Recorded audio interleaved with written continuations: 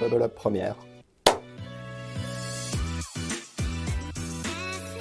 L'idée de faire une bande dessinée pour aider à apprendre l'anglais date de 2014 pour moi.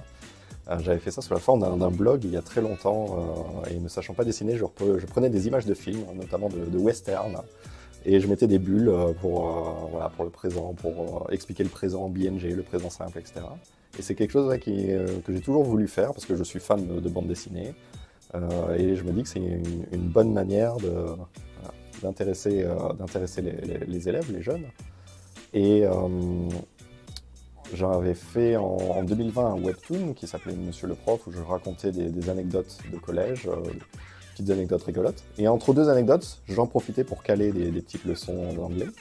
Et étrangement, les jeunes qui lisaient ça appréciaient beaucoup. Donc je me disais, c'est un concept à exploiter, vraiment à approfondir, et c'est comme ça qu'est né Bubble Up. Donc l'idée c'était qu'il y ait une histoire complète, et qu'on soit un peu happé par l'histoire, et que ça nous force comme ça à travailler notre anglais. Donc je me suis dit, bon, vu que c'est un livre destiné aux plus jeunes, on va mettre en scène des jeunes. Et à l'origine, je me souviens que j'étais parti sur une idée un peu de façon Squid Games, où une sorte où plein d'élèves d'une classe seraient confrontés dans des défis où ils devraient utiliser l'anglais, et il y avait de la compétition. Et je me suis dit, bon, c'est peut-être un peu, un peu rude. Et il y a eu cette idée d'être... ensuite, c'était l'idée d'être téléporté dans différents pays anglo-saxons, enfin où on parle l'anglais, pays anglophones, ou à différentes époques de l'histoire américaine ou anglaise.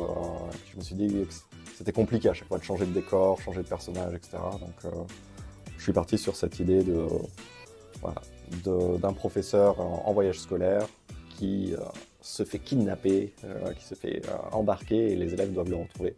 Peut-être parce que j'ai ce fantasme secret que les élèves me sauvent si un jour il m'arrive malheur. Mais bon, je sais que c'est de la fiction, donc je peux faire ce que je veux.